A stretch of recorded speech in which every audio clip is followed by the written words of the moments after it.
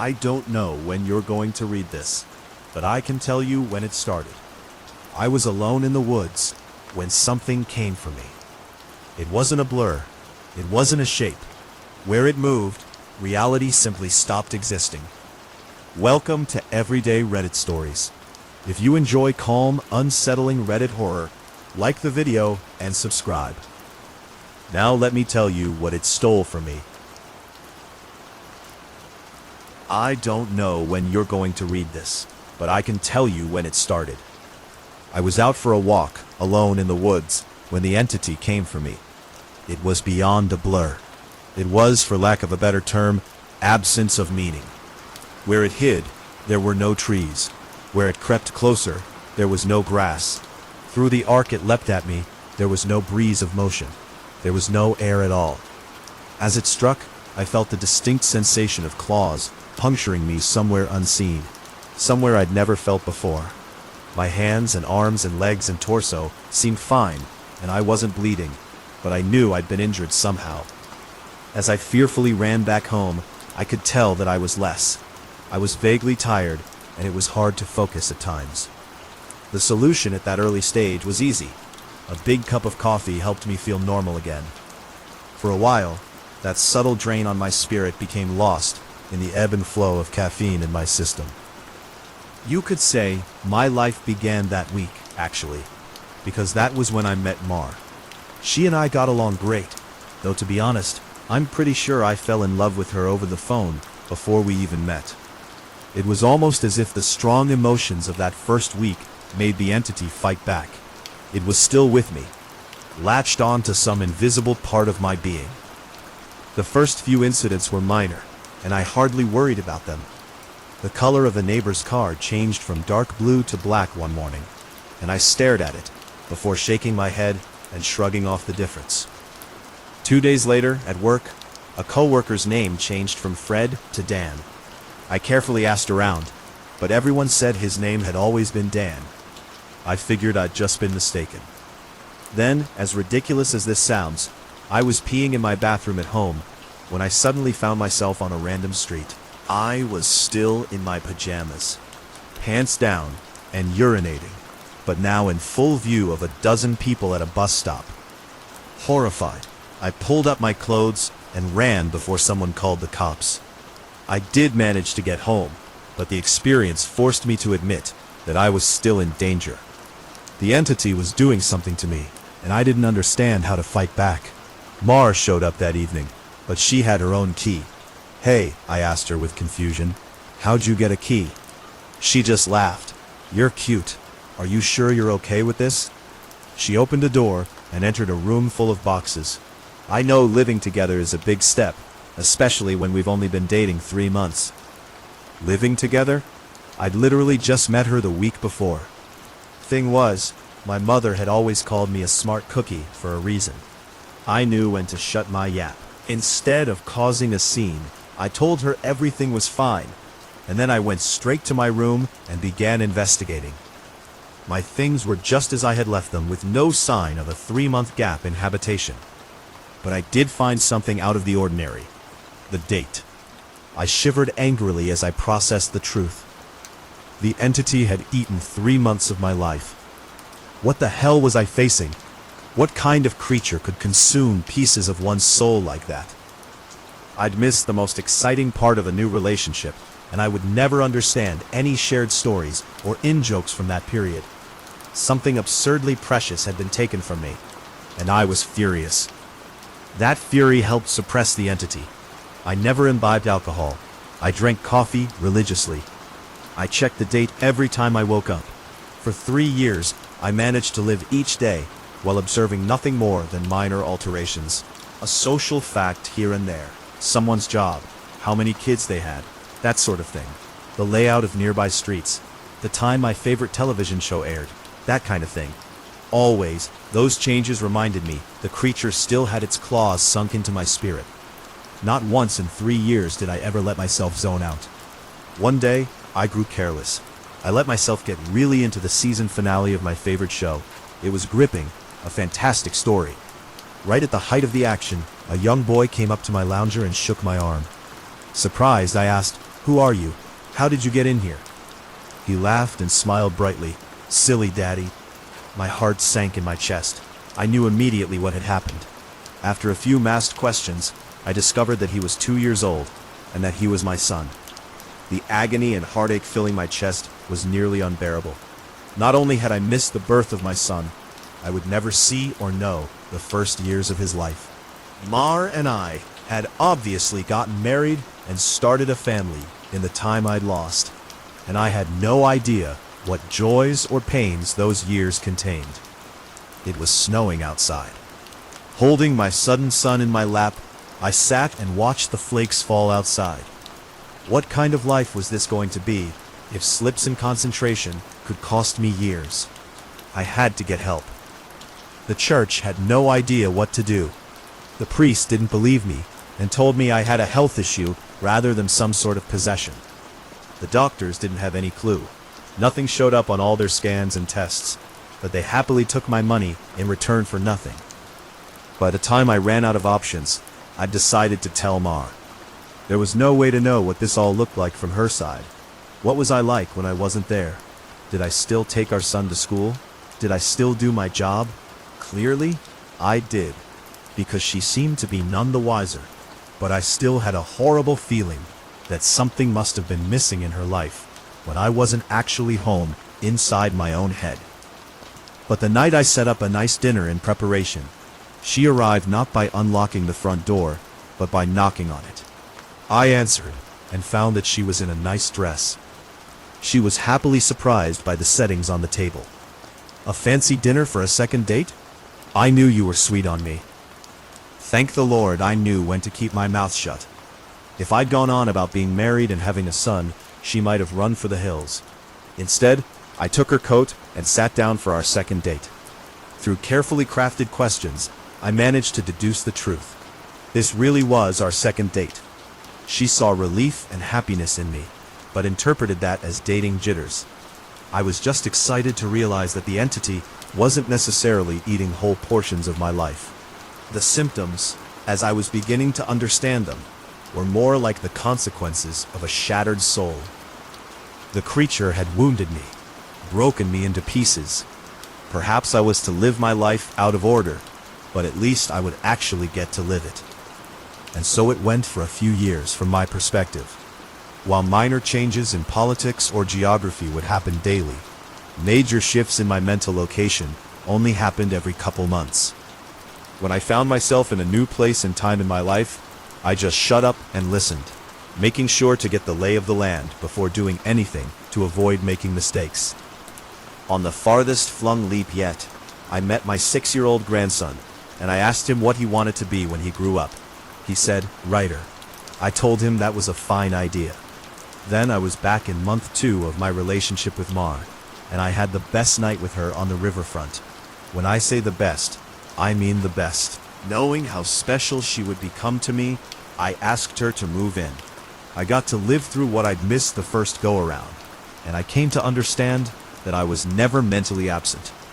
I would always be there, eventually.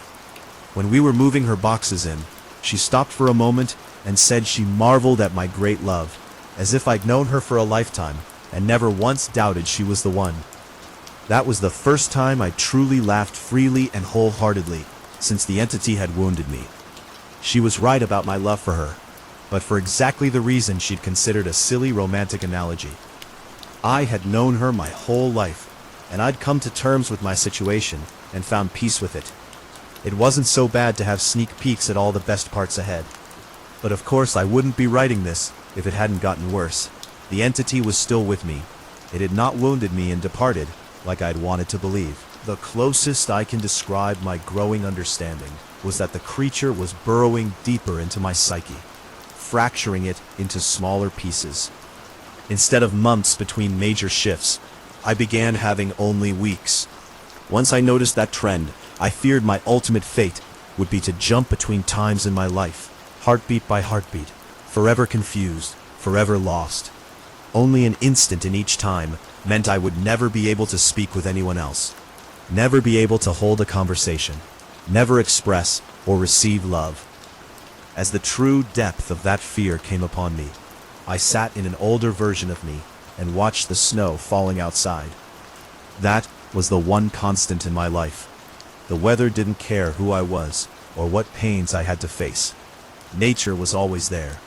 The falling snow was always like a little hook that kept me in a place. The pure emotional peace it brought was like a panacea on my mental wounds, and I'd never yet shifted while watching the pattern of falling white and thinking of the times I'd gone sledding or built a snow fort as a child. A teenager touched my arm. "Grandpa?" "Eh?" He'd startled me out of my thoughts, so I was less careful than usual. "Who are you?" He half grinned, as if not sure whether I was joking. Handing me a stack of papers, he said, "It's my first attempt at a novel. Would you read it and tell me what you think?" Ah, of course. Pursuing that dream of being a writer, I see. He burned bright red. Trying to, anyway. "All right, run off. I'll read this right now." The words were blurry, and annoyed, I looked for glasses I probably had for reading. Being old was terrible, and I wanted to leap back into a younger year, but not before I read his book. I found my glasses in a sweater pocket and began leafing through. Mar puttered in and out of the living room. Still beautiful, but I had to focus. I didn't know how much time I would have there. It seemed that we had relatives over. Was it Christmas? A pair of adults and a couple kids I didn't recognize tromped through the hallway, and I saw my son, now adult, walk by with his wife on the way out the door. As a group, the extended family began sledding outside. Finally, I finished reading the story, and I called out for my grandson. He rushed down the stairs and into the living room. "How was it?" I asked. "Well, it's terrible," I told him truthfully. "But it's terrible for all the right reasons. You're still a young man, so your characters behave like young people, but the structure of the story itself is very solid." I paused. I didn't expect it to turn out to be a horror story. He nodded. "Expectations for the future are dismal, not hopeful like they used to be." "You're far too young to be aware like that," I told him. An idea occurred to me. "If you're into horror, do you know anything about strange creatures?" "Sure. I read everything I can. I love it." Warily, I scanned the entrances to the living room. Everyone was busy outside. For the first time, I opened up to someone in my life about what I was experiencing. In hushed tones, I told him about my fragmented consciousness. For a teenager, he took it well. "You're serious?" "Yes." He donned the determined look of a grown man accepting a quest. "I'll look into it, see what I can find out. You should start writing down everything you experience. Build some data. Maybe we can map your psychic wound." "Wow. Sounds like a plan." I was surprised. That made sense, and I hadn't expected him to have a serious response. "But how will I get all the notes in one place?" "Let's come up with somewhere for you to leave them," he said, frowning with thought. "Then I'll get them, and we can trace the path you're taking through your own life, see if there's a pattern." For the first time since the situation had gotten worse, I felt hope again. How about under the stairs? Nobody ever goes under there. "Sure." He turned and left the living room. I peered after him. I heard him banging around near the stairs. Finally, he returned with a box, laid it on the carpet, and opened it to reveal a bursting stack of papers. He exclaimed, "Holy crap!" But of course, being a teenager, he didn't really say crap. Taken aback, I blinked rapidly, forgiving his cussing because of the shock. "Did I write those?" He looked up at me with wonder. "Yeah, or you will.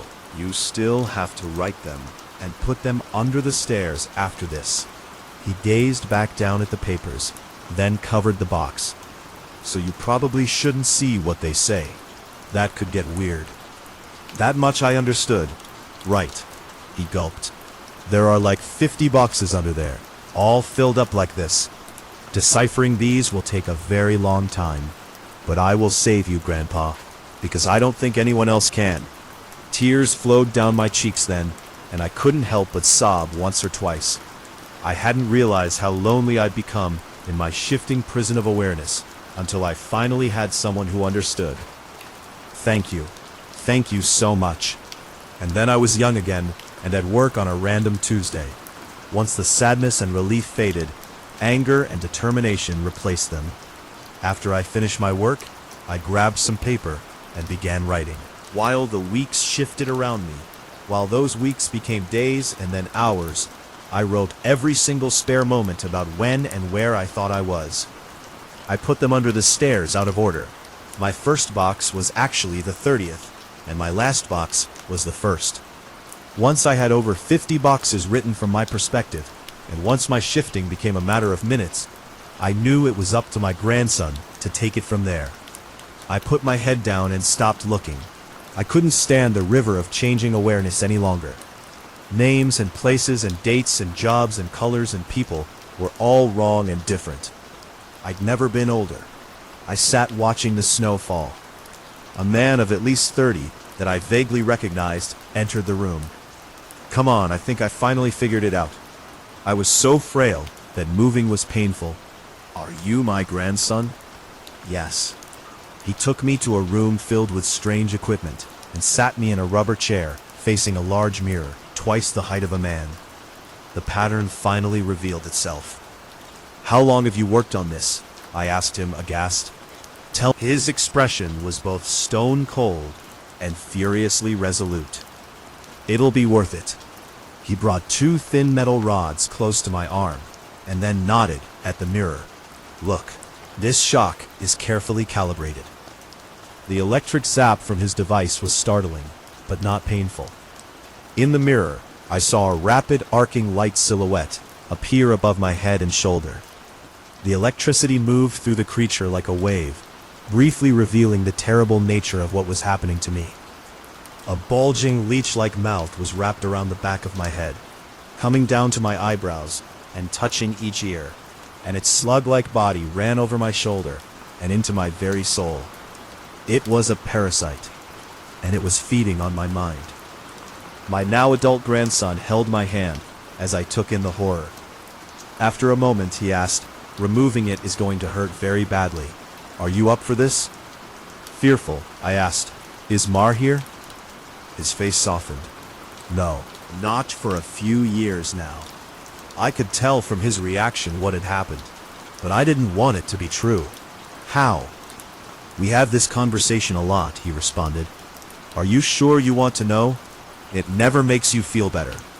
Tears brimmed in my eyes. "Then I don't care if it hurts, or if I die. I don't want to stay in a time where she's not alive." He made a sympathetic noise of understanding, and then returned to his machines to hook several wires, diodes, and other bits of technology to my limbs and forehead. While he did so, he talked. "I've worked for 2 decades to figure this out, and I've had a ton of help from other researchers of the occult. This parasite doesn't technically exist in our plane. It's one of the lesser spawns of Mercy, and it feeds on the plexus of mind, soul, and quantum consciousness reality. When details like names and colors of objects changed, you weren't going crazy. The web of your existence was merely losing strands as the creature ate its way through you." I didn't fully understand. I looked up in confusion as he placed a circlet of electronics like a crown on my head, in exact line with where the parasite's mouth had ringed me. "What's Mia Bia Bia?" He paused his work and grew pale. "I forgot that you wouldn't know. You're lucky, believe me." After a deep breath, he began moving again and placed his fingers near a few switches. "Ready? This is carefully tuned to make your nervous system extremely unappetizing to the parasite, but it's basically electroshock therapy." I could still see Mar's smile, even though she was dead. I'd just been with her moments ago. "Do it." The click of a switch echoed in my ears, and I almost laughed at how mild the electricity was. It didn't feel like anything, at least at first. Then I saw the mirror shaking, and my body within that image convulsing. Oh, no, nothing had ever been more painful. It was just so excruciating that my mind hadn't been able to immediately process it. As my vision shook and fire burned in every nerve in my body, I could see the reflected, trembling light silhouette of the parasite on my head as it writhed in agony equal to mine. It had claws, 6 clawed lizard-like limbs under its leech-like body, and it cut into me in an attempt to stay latched on. The electricity made my memories flare. Mar's smile was foremost. lit brightly in front of a warm fire as the snow fell past the window behind her. The edges of that memory began lighting up, and I realized that my life was one continuous stretch of experience. It was only the awareness of it that had been fragmented by that feasting evil on my back. I'd never managed to be there for the birth of my son. I'd jumped around it a dozen times, but never actually lived it. For the first time, I got to hold Mar's hand and be there for her. No. That moment had shifted seamlessly into holding her hand as she lay in a hospital bed for a very different reason. Not this. God, why? It was so merciless to make me remember this. I broke down in tears as nurses rushed into the room. I didn't want to know. I didn't want to experience it. I'd seen all the good parts, but I hadn't wanted the worst part. The inevitable end that all would one day face. It wasn't worth it. It was tainted. All that joy was given back 10,000-fold as pain. The fire in my body and in my brain surged to sheer white torture, and I screamed. My scream faded into a surprised shout as the machines and electricity and chair faded away. Snow was no longer falling around my life. I was out in the woods on a bright summer day. Oh God, I turned to see the creature approaching me. It was the same absence of meaning, the same blank on reality. It crept forward, just like before, but this time, it hissed and turned away.